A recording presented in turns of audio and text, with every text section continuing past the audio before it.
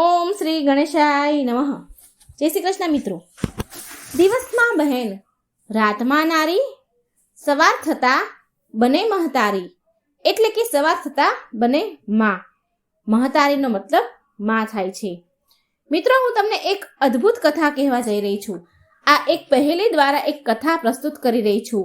અહીં આ ચેનલમાં માત્ર કથા જ નહીં, મનોરંજન જ નહીં, પણ એક અદ્ભુત શીખ પણ આપણને જાણવા મળશે, શીખવા મળશે. અને સીધી સીધી કથા સાંભળવાનો તો મિત્રો બધા જ સાંભળતા જ હોય છે, પણ એમાં એટલો રસ નથી પડતો જેટલો આ પહેલીના માધ્યમથી જેનો રસ પડે.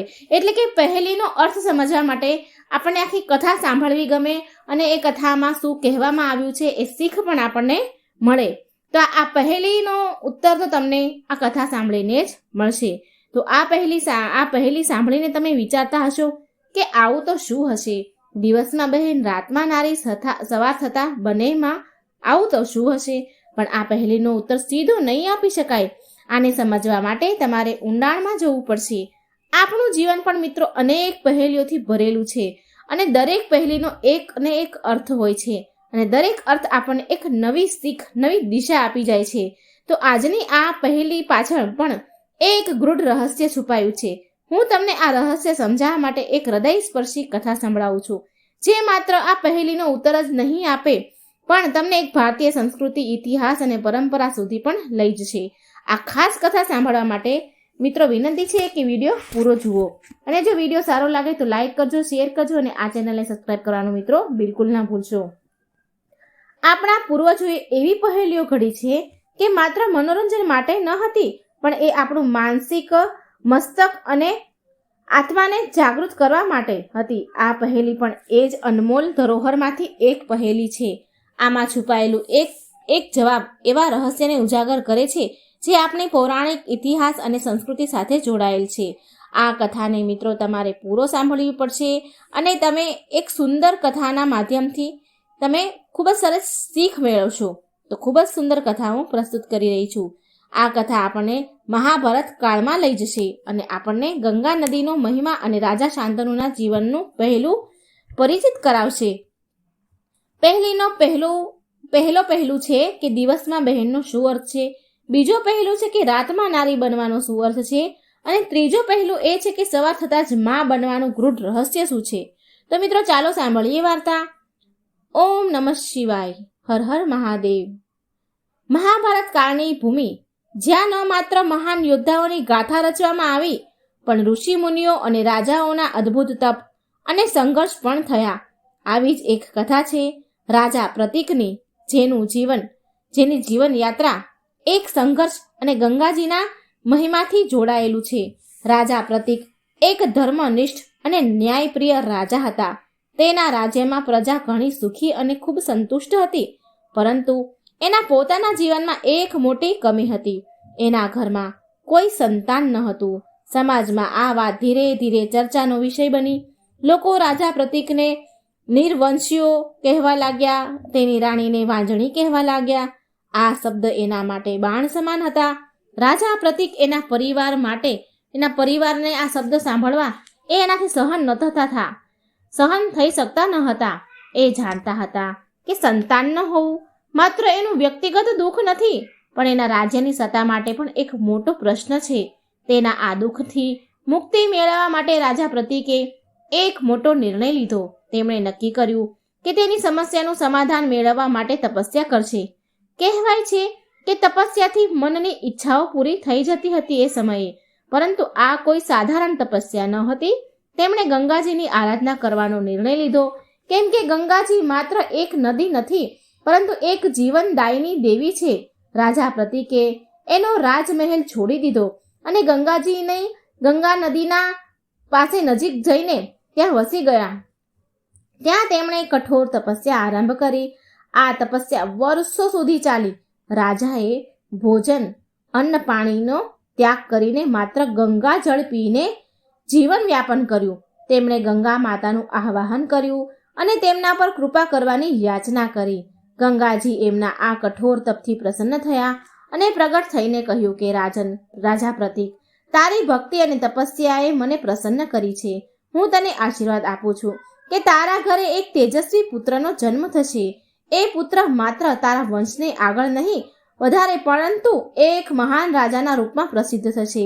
ગંગાજીના આશીર્વાદથી રાજા પ્રતીકના ઘરે એક પુત્રનો જન્મ થયો. આ પુત્રનું નામ રાખવામાં આવ્યું શાંતનુ. શાંતનુના જન્મથી માત્ર રાજા રાણી ખુશ જ નહીં પરંતુ પૂરા રાજ્યમાં ઉત્સવ મનાવવામાં આવ્યો. શાંતનુ એક તેજસ્વી અને અદ્ભુત બાળક હતો. તેનું બાળપણ અત્યંત શાંત અને સુખદ હતું.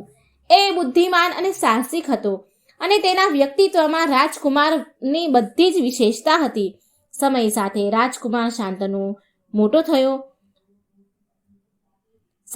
રાજકુમાર શાંતનુના વિવાહ થયા. એમની વીરતા અને શાન બધાને પ્રભાવિત કરતી. પણ આ બધા સમય વચ્ચે રાજા પ્રતીકે તેના વાળ સફેદ થતા જોયા. આટલો સમય છોકરા નાનાથી મોટો થવા વચ્ચે આ બધા સમય વચ્ચે તેને તેમનો ઉંમર દેખાણી. તેના વાળ સફેદ એને જોયો. આ સંકેત હતો કે હવે તેમનું શરીર વૃદ્ધ થયું. તેમના ચહેરા પર કરચલીઓ પડી ગઈ અને તેના હાથ પગ પહેલા જેવા મજબૂત રહ્યા નહીં. આ સંકેત એમને એ સમજાવવા માટે ઘણો હતો કે હવે રાજ્યનો કારભાર તેમના પુત્રને સોંપી દેવો જોઈએ. રાજા પ્રતીકે શાંતનુને બોલાવ્યો અને કહ્યું કે પુત્ર, હવે સમય આવી ગયો છે કે હું રાજ્યનો ભાર તારા ખભા ઉપર સોંપી દઉં. મારી ઉંમર હવે એવી નથી રહી કે હું રાજ્યનું સંચાલન કરી શકું. તું યુવા અવસ્થામાં છો અને હું જોઈ શકું છું કે તું એક આદર્શ રાજા બને એવા બધા જ ગુણ તારી અંદર છે. આજથી તું રાજા છે, પરંતુ ધ્યાન રહે કે આ રાજપદ માત્ર શક્તિ બળનો સ્ત્રોત નથી પણ પ્રજાની સેવાનું માધ્યમ છે. રાજા પ્રતીકે શાંતનુને રાજગાદી સોંપી દીધી અને તેને મહત્વપૂર્ણ વાત કહી કે પુત્ર, જ્યારે તું જંગલમાં શિકાર રમવા માટે જઈશ તો ત્યાં તને એક સ્ત્રી તારી સામે આવશે. એ જ સ્ત્રી તારી પત્ની બનશે અને આ જ ઈશ્વરનો સંકેત માનજે અને વિશ્વાસ રાખજે. મિત્રો, રાજાએ તેના પુત્રને શાંતનુને રાજ્યનો કારભાર સોંપી દીધો. ત્યાર પછી રાજા પ્રતીક અને તેની રાણીએ સંન્યાસ લઈ લીધો. એનું બાકીનું જે જીવન હતું તે તપસ્યા અને ધ્યાન કરવામાં માટે એને લગાવી દીધું અને ચાલ્યા ગયા. તેમના હૃદયમાં એ સંતોષ હતો કે તેનો પુત્ર શાંતનુ આદર્શ રાજાના રૂપમાં તેના વિરાસત આગળ વધારશે. રાજા શાંતનુ એક પરાક્રમી અને ધર્મપરાયણ રાજા હતા. તેમના પિતા રાજા પ્રતીકની આજ્ઞાનું પાલન કરતા એ એમની પ્રજાનું કલ્યાણ અને રાજ્યના વિકાસમાં લાગી ગયા. સારી રીતે એને કારભાર સંભાળ્યો. પણ એના મનમાં એક હલચલ, એક બેચેની રહેતી હતી. તેના પિતાની એક ભવિષ્યવાણી, જેમાં તેમણે એક અદ્ભુત સુંદર સ્ત્રી મળવાની વાત કહી હતી અને તેની સાથે વિવાહ કરવાની વાત કરી હતી. એક દિવસની વાત છે મિત્રો, રાજા શાંતનુને શિકાર કરવા જવાની ઈચ્છા થઈ. રાજમહેલથી નીકળતી વખતે તેનું મન કંઈક આકર્ષણ તરફ ખેંચાઈ રહ્યું હતું. એવું તેમને લાગતું હતું કે જંગલ તરફ આગળ વધતા ગયા, જ્યાં એક નદી વહેતી હતી. નદીનું પાણી શાંત અને નિર્મળ હતું, માનો કે એમાં કોઈ ઉર્જાનો સંચાર હોય. જંગલની વચ્ચોવચ્ચ હર્યા ભર્યા ઝાડ નીચે રાજા શાંતનુએ એક અદ્ભુત દ્રશ્ય જોયું કે એક સુંદર સ્ત્રી, જેનું રૂપ અને સુંદરતા બહુ જ અદ્ભુત હતી, નદીના તટ ઉપર ઊભી હતી. તેનો ચહેરો સૂર્યના કિરણોની સમાન ચમકી રહ્યો હતો. તેના વાળ ઘટાદાર અને લહેરાતા હતા. તેના વાળ તેની કમર સુધી પહોંચી રહ્યા હતા. તેના ગળામાં સુગંધિત ફૂલોની માળા હતી. તેની આંખો જાણે સૃષ્ટિના રહસ્યોને છુપાઈ રહી હોય. રાજા શાંતનુને અદ્ભુત સુંદરીને જોઈને તે મોહિત થઈ ગયા. રાજા શાંતનુએ તેમના પિતાની કહેલી વાત યાદ કરી કે એક દિવસ જંગલમાં તને એક સુંદર સ્ત્રી મળશે અને તે તારી પત્ની બનશે. આમ વિચાર કરતા તેમનું હૃદય તો જોરથી ધડકવા લાગ્યું. તેણે તરત જ એ સ્ત્રી સાથે વાત કરવાનું નક્કી કર્યું. રાજા શાંતનુ પાસે જઈને પૂછે છે કે હે સુંદરી, તું કોણ છે અને આ સુમસામ જંગલમાં એકલી કેમ ફરી રહી છો? તારું રૂપ તો એવું છે કે એનું વર્ણન કરવું શક્ય નથી. તારું સૌંદર્ય માનો કે ધરતી પર સ્વર્ગનું પ્રતિબિંબ હોય. મિત્રો, એ શ્રી ગંગાજી હતા. તેમણે રાજાની વાત સાંભળી અને ધીરેથી હસતા કહ્યું, રાજન, હું કોણ છું એનાથી તમારે શું કામ? હું અહીં એકલી ફરી રહી છું. આ મારો પોતાનો નિર્ણય છે આ જાણવાનો તમારો કોઈ અધિકાર નથી, પરંતુ મને એ કહો કે તમારે મારું શું કામ છે? તમારી શું ઈચ્છા છે? તમે શું ઈચ્છો છો મારાથી? એટલે રાજા શાંતનુએ વિનમ્રતાથી કહ્યું કે હે દેવી, મારું હૃદય તમારા રૂપ પર મોહી ગયું છે. હું તમારું નામ જાણવા માંગુ છું, અને હું એ પણ જાણવા માંગુ છું કે શું તમે મારી સાથે વિવાહ કરવા માટે તૈયાર છો? ગંગાજીએ થોડીવાર વિચાર કર્યો, પછી જવાબ આપ્યો કે મહારાજ, જો તમે મારી સાથે વિવાહ કરવા માંગો છો તો મારી અમુક શરત છે. જો તમને એ સ્વીકાર હશે તો જ હું તમારી અર્ધાંગીની બનીશ, પણ જો તમે મારી શરતને નહીં માનો તો મને તમારો પ્રસ્તાવ સ્વીકાર નથી. એટલે રાજા શાંતનુ બોલ્યા, હે દેવી, તમારી બધી જ શરત મને સ્વીકાર છે. કૃપા કરી મને કહો, તમારી શરત શું છે? મા ગંગાએ ગંભીર થઈને કહ્યું કે જો હું તમારી પત્ની બનું તો તમે મને કોઈ પણ જાતનો સવાલ પૂછશો નહીં. હું જે પણ કહું, જ્યાં પણ જાઉં, તમે મને રોકટોક કરશો નહીં. તમે મને ટોકશો નહીં, રોકશો નહીં. તમારે મને રોકવાનો કોઈ અધિકાર નહીં હોય. જો તમે મારી શરતને તોડી તો હું તમને એ જ સમયે તમારા રાજમહેલથી છોડીને ચાલી જઈશ સદાય માટે. શું તમને મારી આ શરત મંજૂર છે? શું તમને મારી આ શરત મંજૂર છે? મહારાજ શાંતનુ ગંગાજીના રૂપથી પ્રભાવિત થઈ ચૂક્યા હતા, મોહિત થઈ ગયા હતા. એટલે તેમણે કાંઈ સમજ્યા વિચાર્યા વિના વચન આપી દીધું. બોલ્યા કે મને તમારી બધી જ શરત મંજૂર છે. હું વચન આપું છું કે હું ક્યારેય તમારા કાર્યમાં હસ્તક્ષેપ નહીં કરું અને ના કોઈ પ્રશ્ન પૂછીશ. કૃપા કરી મારી સાથે વિવાહ કરવા માટે સ્વીકૃતિ આપો. ગંગાજી મંદ હસ્યા અને બોલ્યા, જો આમ જ વાત છે તો હું તમારી સાથે વિવાહ કરવા માટે તૈયાર છું. આ સાંભળીને શાંતનુનું હૃદય પ્રસન્નતાથી ભરાઈ ગયું. એક ક્ષણે એમના જીવનનું સૌથી સુખદ ક્ષણ હતું. એ સમજી ગયા હતા કે આ કોઈ સાધારણ સ્ત્રી નથી, પણ કોઈ દિવ્ય શક્તિ છે. તેમનું હૃદય આશા અને આનંદથી ભરાઈ ગયું. મિત્રો, રાજા શાંતનુ પૂર્વજન્મમાં કોણ હતા અને ગંગાજી સાથે તેમના વિવાહ કેમ થયા? તો આ રહસ્યને તમે ધ્યાનથી સાંભળો. બહુ સમય પહેલાની વાત છે. ગંગાજીએ એકવાર તેમના તટ પર ઊભા રહીને ઘોષણા કરી કે જે પણ 7 વાર તરીને મારી આ નદીને પાર કરશે તો હું તેમની સાથે વિવાહ કરીશ. ગંગાજીનું આ વચન બધા માટે એક ચુનૌતી હતું. ચુનૌતી કરતાં ઓછું નહીં. નદીની ઊંડાઈ, ગહેરાઈ અને તેને તીવ્ર પ્રભાવને પાર કરવું એ કાંઈ સરળ નથી. એ જ ગંગાના કિનારે મિત્રો એક શિયાળ રહેતું હતું. આ સાધારણ શિયાળ ન હતું. એની આંખોમાં એક અદ્ભુત ચમક હતી, દિલમાં અપાર સાહસ હતો. એ ગંગાજીની દિવ્યતા પર મોહી ગયું અને એની ઘોષણા સાંભળીને તેણે નક્કી કર્યું કે એ 7 વાર ગંગા નદીને પાર કરીને તેમની સાથે વિવાહ કરશે. પહેલી વાર જ્યારે શિયાળે એ નદીને પાર કરી તો એના મનમાં એક ઉત્સાહ જાગ્યો. તેણે બીજી વાર, ત્રીજી વાર, ચોથી વાર, 5મી વાર અને 6ઠ્ઠી વાર પણ નદીને પાર કરી લીધી. દરેક વખતે તેની સીમિત શક્તિથી ગંગાજીની ધારાને ચુનૌતી આપતું ગયું અને પાર કરતું રહ્યું. 6ઠ્ઠી વાર સુધી તો એ સફળ થઈ જ ગયું, પણ 7મી વાર ગંગાજીએ એની પરીક્ષા લેવાનો વિચાર કર્યો અને તેની ધારાને વધારે તીવ્ર કરી. શિયાળે તેની પૂરી તાકાત લગાવી દીધી, પણ તે જ ખૂબ જોરમાં વહેતું પાણી અને તેના થાકને કારણે તે નબળું બની ગયું. 7મી વારે નદીના વચ્ચોવચ્ચ ડૂબી જાય છે. શિયાળનું નાનું એવું શરીર ગંગાજીના વહેણમાં વહી ગયું, ડૂબી ગયું અને તે મૃત્યુ પામ્યો. મિત્રો, થોડી વાર પછી ત્યાં સપ્તઋષિઓ ગંગાજીના કિનારે આવ્યા. એ ગંગાજીને પાર કરવા માંગતા હતા, પણ નદી પાર કરવા માટે કોઈ સાધન હતું નહીં. એમણે લાકડી અને ઘાસથી એક હોડી જેવું બનાવ્યું, નૌકા જેવું, અને તેમાં બેસીને પણ પાર કરવાની કોશિશ કરી, નદી પાર કરવાની કોશિશ કરી. જ્યારે એ હોડી નદીમાં ઉતારવામાં આવી તો વહેતા પાણીમાં વહેવા લાગી. ત્યારે શિયાળના હાડકાં નદીની ધારામાં વહેતા હતા. એ હોડીમાં ફસાઈ ગયા, વહેતા ગયા. એ હોડી જે ડૂબી જાય તેમ હતી. એટલો જોરમાં ગંગાજીના પાણીનો પ્રવાહ હતો. એ હોડી એને ટક્કર ઝીલી શકે એવી હતી જ નહીં. છતાં પણ એ હોડી વહેવા લાગી, ધીરે ધીરે આગળ વધવા લાગી. શિયાળના હાડકાની મજબૂત શક્તિના કારણે એ હોડી પાર થવામાં સફળ થઈ. નદીની પાર કિનારે પહોંચી. સપ્તઋષિ આપસમાં એકબીજા સાથે વાત કરે છે, ચર્ચા કરે છે. એમાંથી એક ઋષિ બોલ્યા કે આ તો એક સાધારણ નૌકા હતી. જે આપણે ઘાસ અને લાકડીથી બનાવી હતી. આ હોડી એટલી તેજ વહેનારી ગંગાજીના પ્રવાહને કેવી રીતે પાર કરી ગઈ?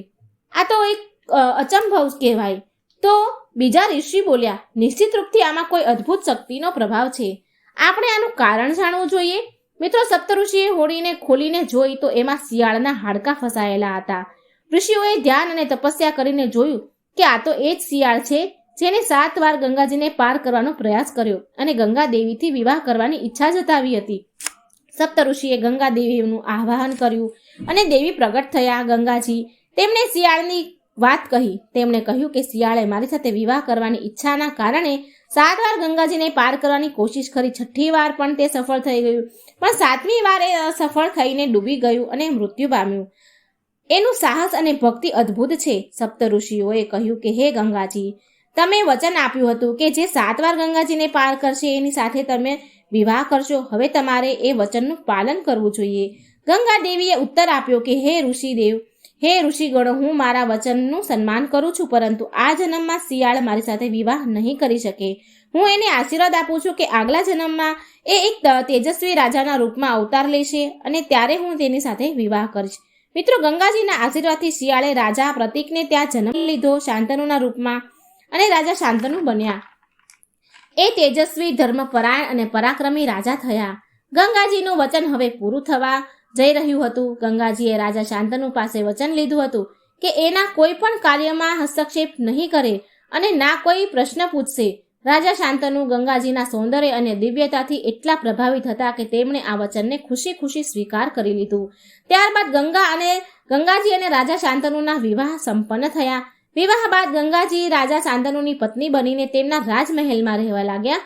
પણ ગંગાજીની પ્રકૃતિ દિવ્ય હતી. દિવસમાં એ નદીનું રૂપ ધારણ કરીને વહેતા હતા અને રાતના સમયે રાજાની અર્ધાંગિની બનીને તેમની સાથે રહેતા હતા. આ સ્થિતિ અદ્ભુત હતી. ગંગાજી દિવસમાં નદી બનીને વહેતા અને તેમના જળથી અનેક લોકો તેમની તરસ મટાડતા, તેમના પાપ ધોતા, પણ રાત થતાં જ એ રાજા શાંતનુની પત્ની બની જતા. આ એક રહસ્યમય અને ચમત્કારી ઘટના હતી. થોડા સમય બાદ ગંગાજી ગર્ભ ધારણ કરે છે. જ્યારે એમનો પહેલો પુત્ર જન્મે છે તો રાજા શાંતનુ બહુ પ્રસન્ન થાય છે, પણ એની ખુશી વધારે સમય માટે રહી નહીં. ગંગાજીએ એ નવજાતને તેડ્યું અને નદીના કિનારે લઈ ગયા. રાજા શાંતનુ અને એને દૂરથી જોતા રહ્યા, વિચારી રહ્યા હતા કદાચ ગંગા તેના પુત્રને આશીર્વાદ લેવા માટે નદીના કિનારે લઈ ગયા છે. પણ એટલામાં જોતજોતામાં ગંગાજીએ એ પુત્રને નદીમાં પ્રવાહિત કરી દીધો. રાજા શાંતનુ આ જોઈને સ્તબ્ધ રહી ગયા. તેના મનમાં ગુસ્સો અને દુઃખ ઉભરાઈ પડ્યું, પણ એમના આપેલા વચનના કારણે એ ચૂપ રહ્યા. એ કંઈ બોલ્યા નહીં. થોડા સમય બાદ ગંગાજીએ બીજા પુત્રને જન્મ આપ્યો. રાજા શાંતનુને લાગ્યું કે હવે કદાચ બધું બરાબર થઈ જશે, પણ આ વખતે પણ ગંગાજીએ એવું જ કર્યું. એ નવજાતને નદીમાં લઈ ગયા અને પ્રવાહિત કરી દીધું. મિત્રો, આવું 7 વાર થયું. દરેક વખતે ગંગાજી એક પુત્રને જન્મ આપે અને તેને નદીમાં પ્રવાહિત કરી દે. રાજા શાંતનુ માટે આ અસહનીય હતું. એક તરફ પિતા હોવાના કારણે એનું હૃદય રડતું હતું અને બીજી બાજુ તેમનું આપેલું વચનનું બંધન તેમને રોકતું હતું. રાજા શાંતનુ ધીરે ધીરે અંદરથી તૂટવા લાગ્યા. એ વિચારવા લાગ્યા કે આ કેવું વચન આપી દીધું મેં. આ ગંગા મારા બધા જ પુત્રને મારી નાખે છે.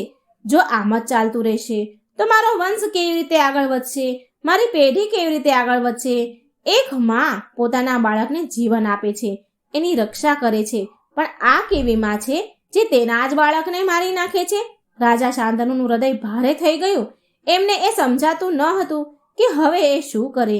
એના મનમાં ગંગાજી પ્રત્યે પ્રેમ અને ગુસ્સો બંને હતો, પણ એમના વચનનું પાલન કરવું એ તેમની નૈતિકતા હતી અને એ માટે એ ચૂપ હતા. આ બધું જોઈ રાજા શાંતનુ બહુ દુઃખી રહેતા. મિત્રો, આ બાજુ ગંગાજી અને રાજા શાંતનુની કહાની હવે સૌથી ભાવનાત્મક અને રહસ્યના વળાંક પર આવી ગઈ. 7મા પુત્ર બાદ ગંગાજીએ 8મા પુત્રને જન્મ દીધો. રાજા શાંતનુના મનમાં ક્યાંક ને ક્યાંક એ આશા હતી કે આ વખતે કંઈક અલગ થશે, પણ ગંગાજીનો વ્યવહાર હંમેશાની જેમ જ હતો. જ્યારે ગંગાજી 8મા પુત્રને જન્મ આપ્યો તો રાજા શાંતનુના મનમાં એકવાર ફરી પ્રેમ અને આશા જાગી. તેમને લાગ્યું કે કદાચ ગંગા આ પુત્રને જીવત રાખશે, પણ ગંગાએ એ નવજાત શિશુને તેડી લીધો અને કહ્યા વિના તેને લઈને નદી તરફ જવા લાગ્યા. રાજા શાંતનુએ ગંગાજીને જોતા જોયા જતા જોયા તેમનું મન અશાંત થઈ ગયું. એ વિચારવા લાગ્યા કે ગંગા ફરી એ જ કરવા જઈ રહી છે જે 7 પુત્ર સાથે કર્યું એમણે. હવે હું કેવી રીતે ચૂપ રહું? આ મારા પુત્રને મારી નાખશે. આ પુત્ર મારો વંશજ છે, હું એને મરવા ન દઈ શકું. જ્યારે ગંગા નદીના કિનારે આવ્યા અને તેમને 8મા પુત્રને જળમાં પ્રવાહિત કરવા જાય છે તો રાજા શાંતનુનું ધીરજનું બાણ તૂટ્યું અને તેમને ગંગાજીને રોક્યા. દોડીને તેમની પાસે પહોંચ્યા અને રાજા શાંતનુએ જોરથી બૂમ પાડી માં ગંગાને બોલાવ્યા કે અરે ગંગા, ઊભી રહે. તે પહેલા જ મારા 7 પુત્રોને મારીને મારાથી છીનવી લીધા છે, મારી નાખ્યા છે, અને હવે આ મારા 8મા પુત્રને ન માર. ગંગાએ પાછું વળીને રાજા શાંતનુ તરફ જોયું પણ કંઈ બોલ્યા નહીં. રાજા શાંતનુ એની પીડાને રોકી ન શક્યા અને બોલ્યા, તું કેવી માં છે? માં તો એના બાળકને જન્મ આપે છે, જીવન આપે છે, તેની રક્ષા કરે છે, પણ તું તો પોતાના જ બાળકની હત્યા કરે છે. આ બાળક તારી માટે માત્ર જળમાં પ્રવાહિત કરવા માટેની વસ્તુ હોઈ શકે છે, પણ આ મારો દીકરો છે, મારો વંશજ છે, હું આને મરવા નહીં દઉં. રાજા શાંતનુના આ શબ્દ આ બધું સાંભળી ગંગાજી થોડા ગંભીર થઈ ગયા. તેમણે શાંત સ્વરમાં કહ્યું, મહારાજ, તમને યાદ છે કે તમે મને વચન આપ્યું હતું કે તમે મારા કોઈ પણ કાર્યમાં હસ્તક્ષેપ નહીં કરો અને ના કોઈ પ્રશ્ન પૂછશો. આજે તમે તમારું વચન તોડી દીધું છે. રાજા શાંતનુ બોલ્યા, હા, મેં તને વચન આપ્યું હતું, પણ એ વચન આ શરત પર ન હતું કે તું મારા બધા બાળકોને મારી નાખીશ, છીનવી લઈશ મારાથી. આ 8મો પુત્ર મારો વંશ છે, આને મારવાનો તારો કોઈ અધિકાર નથી. હું હવે વધારે સહન નહીં કરી શકું. ગંગાજીએ ઊંડો શ્વાસ લીધો અને એમના આંસુને રોકતા કહ્યું, મહારાજ, તમારું વચન તૂટી ગયું છે. હવે તમારે મને છોડીને જવું પડશે. પણ જતા પહેલા હું તમને એ કહેવા માંગુ છું કે મેં આવું કેમ કર્યું, હું આવું કેમ કરી રહી હતી. ગંગાજીએ રાજા શાંતનુને કહ્યું કે મારા 8 પુત્ર કોઈ સાધારણ બાળક ન હતા. આ 8 વસુ હતા જે પૂર્વજન્મમાં એક શ્રાપના કારણે ધરતી ઉપર જન્મ્યા હતા. આ 8 વસુઓમાંથી 7એ મને પ્રાર્થના કરી હતી કે હું તેને શ્રાપથી મુક્ત કરું અને તેમને તરત મોક્ષ પ્રદાન કરું. માટે મેં તમારા 7 પુત્રને નદીમાં વહાવ્યા. પણ આ 8મો જે વસુ છે એ તમારા પુત્ર રૂપમાં જન્મ્યો છે. એને શ્રાપ મળ્યો છે કે જીવનભર આ ધરતી પર રહેશે. મિત્રો, ગંગાજીએ 8મા પુત્રને રાજા શાંતનુને સોંપતા કહ્યું, મહારાજ, આ પુત્ર તમારો અને મારો વંશ વધારશે. આનું નામ દેવવ્રત રાખજો. આ માત્ર તમારો ઉત્તરાધિકારી નહીં, પણ તેમનું નામ ઇતિહાસમાં અમર થઈ જશે. રાજા શાંતનુએ પૂછ્યું કે હે દેવી ગંગા, આપણા 7 પુત્રને તમે મારી નાખ્યા, તેના પૂર્વજન્મની શું કથા છે? મને વિસ્તારથી કહો. ત્યારે દેવી ગંગાજી શાંતનુને એ 7 પુત્રોની કથા કહે છે કે હે મહારાજ. ગંગાજીએ રાજા શાંતનુને આ પ્રસંગ ગંભીરતાથી કહ્યો કે હે મહારાજ, હું તમને આ 7 પુત્રના પૂર્વજન્મની કથા કહું છું, સાંભળો.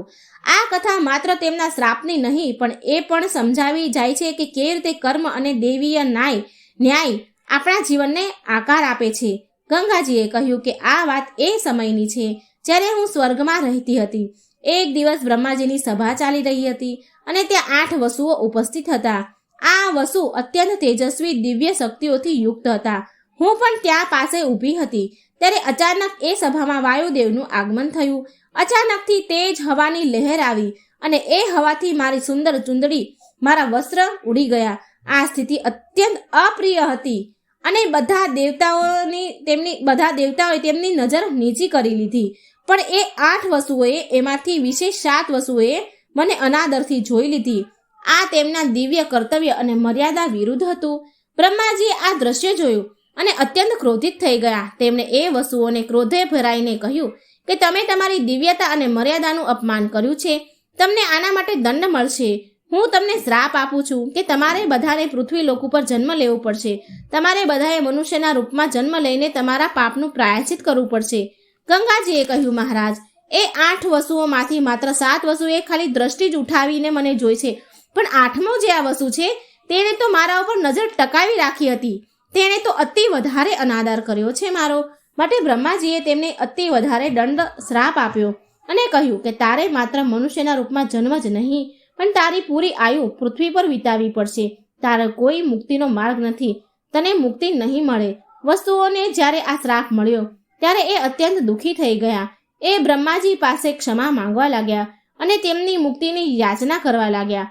પણ બ્રહ્માજીએ કહ્યું કે હું મારો શ્રાપ પાછો તો નહીં લઉં, તમારે બધાએ ભૂતલ પર જવું જ પડશે. મિત્રો, ત્યારબાદ વસુ ગંગાજી પાસે આવ્યા અને પ્રાર્થના કરવા લાગ્યા કે હે ગંગા દેવી, શું તમે મારી સહાયતા કરી શકો છો? અમે ભૂતલ પર જન્મ લેવા માટે તૈયાર છીએ, પણ અમે વધારે સમય પૃથ્વી પર રહેવા નથી માંગતા. કૃપા કરી તમે અમારી માં બનીને અમને જન્મ આપો અને અમને મોક્ષ પ્રદાન કરો. અમારે માત્ર જન્મ લેવાનો દંડ ભોગવવો છે, પણ કૃપા કરી અમને જલ્દી મુક્તિ અપાવો. ગંગાજીએ કહ્યું કે મેં એમની પ્રાર્થના સ્વીકાર કરી લીધી અને કહ્યું કે હું તમને જન્મ આપીશ અને તરત જ મોક્ષ પ્રદાન કરી દઈશ. પણ 8મા વસુએ, જેને સૌથી વધારે પાપ કર્યું હતું, એને આખું જીવન પૃથ્વી પર જ રહેવું પડશે. હું એને મુક્તિ નહીં આપી શકું. મહારાજ, તમારા 7 પુત્ર વસુ હતા, જેને મેં જન્મ આપતા જ મેં એને પાણીમાં વહાવી દીધા. જન્મ આપીને બ્રહ્માજીના શ્રાપથી મેં એને મુક્ત કરી દીધા છે. હું વસુના વચનનું પાલન કરી રહી હતી, પણ તમારો જે આ 8મો પુત્ર છે તે દેવવ્રત છે. એ 8મો વસુ છે, જેને તેના કર્મનું પૂરું ફળ ભોગવવું પડશે.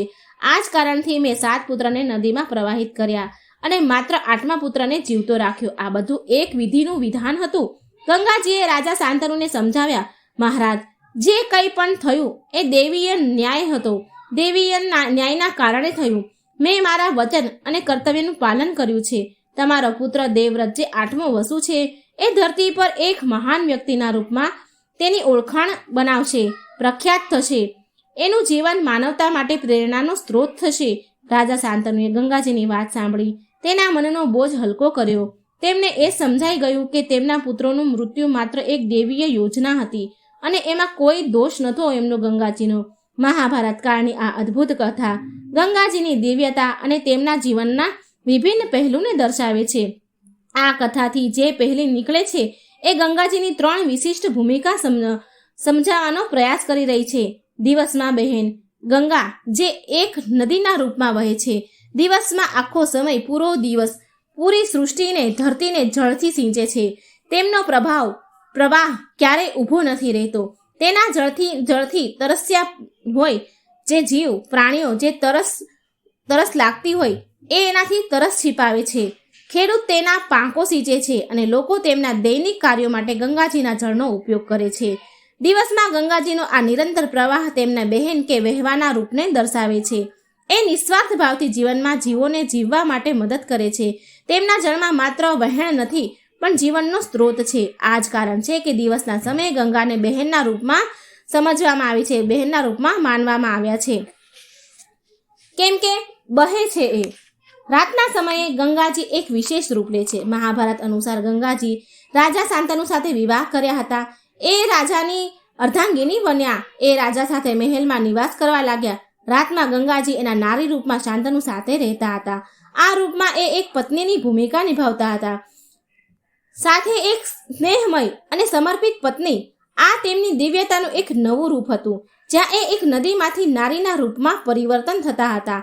તેમનું આ રૂપ તેમની ભાવનાત્મક અને માનવી પક્ષને પ્રગટ કરે છે, માટે તેમને રાતમાં નારી કહેવાયા છે. સવારનો સમય ગંગાજીને મહિમાનો સૌથી પવિત્ર પહેલું દર્શાવે છે.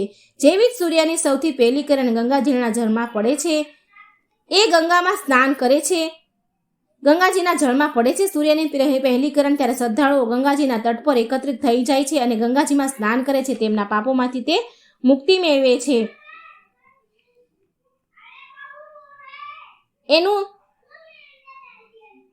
અને માં ગંગાને માના રૂપમાં પૂજે છે. ગંગાજીનું આ રૂપ માતૃત્વનું પ્રતીક છે. એ તેમના જળથી માત્ર તરસ નથી છીપાવતા, પણ તેમના ભક્તોને શુદ્ધ કરે છે, પવિત્ર કરે છે, તેમને પવિત્રતાનો અનુભવ કરાવે છે. ગંગાજીને તેમની કરુણા, પ્રેમ અને સંરક્ષણ માટે તેને માના રૂપમાં પૂજાય છે. મિત્રો, આ કથાના માધ્યમથી આ પહેલીનો અર્થ સ્પષ્ટ થાય છે કે દિવસમાં બહેન ગંગા એક નદીના રૂપમાં વહે છે અને ધરતી પર જીવન બનાવી રાખે છે. રાતમાં નારી ગંગાદેવી રાજા શાંતનુની પત્ની બનીને તેની સાથે રહે છે. સવારમાં મહતારી એટલે ગંગાજીને તેમની પવિત્રતા અને માતૃત્વ માટે ગંગા મયા કહેવાયા છે. ગંગા માત્ર એક નદી નથી, પણ ભારતીય સંસ્કૃતિમાં જીવન, પ્રેમ અને ત્યાગનું પ્રતીક છે. એ આપણને શીખવાડે છે કે આપણે નિસ્વાર્થ ભાવથી બીજાની સેવા કરવી જોઈએ. ભલે તે પછી વહેતી નદીના રૂપમાં હોય કે પછી પત્નીના રૂપમાં હોય કે કરુણામય માના રૂપમાં હોય, ગંગાનું દરેક રૂપ આપણે પ્રેરણા આપે છે. મિત્રો, તો તમને આ પહેલીનો અર્થ સમજાઈ ગયો હશે. આશા છે મને કે તમને આ વાર્તા આ પહેલી હૃદયને સ્પર્શી ગઈ હશે. તો મિત્રો, જો તમને આ વાર્તા સારી લાગે તો લાઇક કરજો, વિડીયો શેર કરજો અને આ ચેનલને સબસ્ક્રાઈબ જરૂર કરી દેજો. કોમેન્ટ બોક્સમાં જરૂર જણાવજો તમને વાર્તા કેવી લાગી અને મા ગંગાનું નામ પણ જરૂર લખજો. જય શ્રી કૃષ્ણ. રાધે રાધે. Thank you.